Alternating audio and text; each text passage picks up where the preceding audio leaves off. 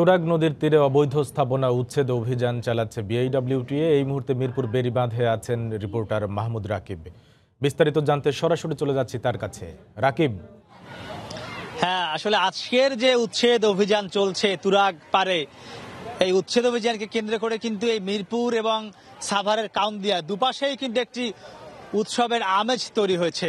এবং সেটি কেন আমি যদি আপনাকে বলি, মূলত আমরা আগেও আপনাদেরকে দেখিয়েছিলাম যে এই নদীর পাশে কিন্তু অসংখ্য পুকুর, খাল, বিল এগুলোও কিন্তু দখল করা হয়েছে। এবং এই নদী দখল করবার জন্য অনেকে কিন্তু আবার এই যে আমি যদি একটু দেখাই, এই যে এক্সকাভেটরটি রয়েছে তার ঠিক অপর পাশে কিন্তু বড় একটি পুকুর আছে। এই ধরনের পুকুরও কিন্তু অনেকে করেছে, আমরা সেটিও কিন্তু আমরা আপনাকে দেখাচ্ছি। তো সেই পুকুরটি কিন্তু কিছুক্ষণ আগে এক্সকাভেটর দিয়ে কেটে দেওয়া হয়েছে। কেটে দেওয়ার পরে সেই পুকুরটিতে মূলত মাছ চাষ করা হতো অবৈধভাবে, নদীর জায়গা দখল করে, নদীর জায়গা আটকে দিয়ে। এই যে উঁচু জায়গাটি দেখছেন, বাঁধের মতো বাঁধ দিয়ে এই অংশটি আটকে দিয়েছিল, পানি আটকে রেখেছিল।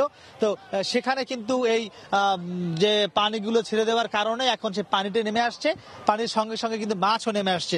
তো এখন এই সাধারণ মানুষ সেই মাছগুলো ধরছে। অসংখ্য মাছ কিন্তু এখানে পুকুর থেকে বের হয়ে আসছে এবং বেশ বড় বড় মাছ কিন্তু আসছে। একদম আমরা যদি বলি রুই, কাতলা, সিলভার কাপ, পুঁটি। আপনি দেখছেন যে এখানে একটি আমি আপনাকে দেখাচ্ছি যে কি ধরনের মাছ বের হয়ে আসছে, তো সেগুলো আমরা আপনাকে দেখাবো। এই যে দেখছেন একটি কিন্তু বড় মাছ একজন ধরে নিয়ে আসছে, আমরা আপনাদের একটু সরাসরি দেখাতে চাই। এই মাছটি যে দেখছেন একটি বড় কিন্তু মাছ তিনি ধরে নিয়ে এসছেন পুকুর থেকে। এই মাছটি মাত্র ধরে নিয়ে আসা হয়েছে। না নিশ্চয়ই আপনি একটু আমাদেরকে বলবেন এই মাছটি আপনি কোথা থেকে ধরেছেন এবং কি মাছ? আপনি নিজে ধরেছেন না অন্য কেউ ধরেছে? না, এটা বেকুগাড়িতে উঠছি, বাঁকাটে বুঝে উঠছি। এটা পুকুরের মধ্যে ছিল? হ্যাঁ, পুকুরের মধ্যে ছিল, ওটা বান কাটে দিছে, ওই পানির লাগাইছে আর কি। এই ধরনের কত মাছ এখান থেকে বের হচ্ছে? অনেক মাছ বের হচ্ছে। আনুমানিক আপনি কতগুলো দেখেছেন? আনুমানিক তো হাজার হাজার মাছ বেরানো হচ্ছে। তো বুঝতেই পারছেন এটা কি মাছ? এটা সিলভার কাপ। Silver cup. তো বুঝতেই পারছেন যে এই ধরনের কিন্তু সিলভার কাপ, যেটা আপনাকে বলছিলাম, রুই, কাতলা, সাধারণ মানুষ কিন্তু মাছগুলো ধরে নিয়ে আসছেন। তো অর্থাৎ এই উচ্ছেদকে কেন্দ্র করে এবং এখানে কিন্তু আজ গুড়ি গুড়ি বৃষ্টিও হচ্ছে, দুটির মিলিয়ে কিন্তু এখানে একটি অন্য ধরনের পরিবেশ তৈরি হয়েছে আসলে। এবং সেটি কিন্তু এখন দেখছেন এই মানুষ মাছ ধরছেন এবং এই নদীর মধ্যেও দেখছেন যে অসংখ্য নৌকা, ছোট ছোট নৌকা নেমে এসছে। এই এলাকাবাসী যারা রয়েছে আসলে নিম্ন আয়ের মানুষ বা এমনি সাধারণ মানুষও শখের বসে, কারণ ঢাকা শহরে কিন্তু এমন পরিবেশ কখনোই দেখা যায় না। সেই পরিবেশ কিন্তু আজ এখানে এই তুরাগে বিআইডব্লিউটিএ যে উচ্ছেদ অভিযান তার বদৌলতে এমন একটি পরিবেশ তৈরি হয়েছে। তো সেই পরিবেশের কারণে কিন্তু সাধারণ মানুষ এখন মাছ ধরছেন। এবং এখানে যদি আমি আপনাকে একটু পুকুরটি ধীরে ধীরে দেখাতে চাই সামনের দিকে গিয়ে, যে কি পরিমাণ ভরাট করা হয়েছে এই পুকুরটিতে। এটি কিন্তু বিশাল একটি পুকুর এবং এই পুরো জায়গাটি কিন্তু তুরাগ নদের জায়গা। সেই তুরাগের জায়গা দখল করে এমনই একটি পুকুর করা হয়েছে। যদি একটু আমি এপাশে দেখাই, আপনি এপাশে দেখলে কিন্তু অবাক হয়ে যাবেন, এখানে কিন্তু কয়েকশো মানুষ। এটি হলো পুকুরের মধ্যে একদম। ওপাশে আমি আপনাকে দেখিয়েছিলাম যে যেটি হলো মূলত তুরাগ নদের মধ্যে, এটি কিন্তু হলো পুকুর। এই যে দেখছেন শত শত লোক কিন্তু এই পুকুরে নেমেছে মাছ ধরবার জন্য। যার কাছে যা আছে, জাল, ঝুড়ি কিংবা বল্লভ কিংবা হাড়ি, পাতিল, ঝাঁপি, যে যেভাবে পেরেছেন, বালতি, সব কিছু নিয়ে কিন্তু এই পুকুরে নেমে পড়েছেন এখানকার সব মানুষ। এবং আপনি দেখছেন যে সবাই কিন্তু মাছ ধরতে পারছেন, কেউ কিন্তু খালি হাতে ফিরছেন না। ওই যে বলা হয় যে একজনে বাদ যাবেন, এখানে কিন্তু তেমনই হয়েছে।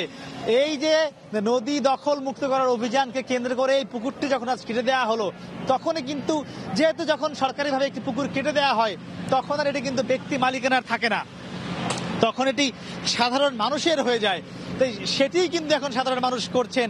সেই সাধারণ মানুষ কিন্তু তীর, বল্লভ, আরো কি কি আনুষঙ্গিক বিভিন্ন জিনিসপত্র রয়েছে যেগুলো মূলত আসলে গ্রাম অঞ্চলের ভাষায় কি বলা যায় আমি ঠিক এই মুহূর্তে বলতে পারছি না আপনাকে, সেগুলো দিয়ে কিন্তু সাধারণ মানুষ এই মাছগুলো ধরছেন। এবং এটি কিন্তু অভূতপূর্ব পরিবেশ।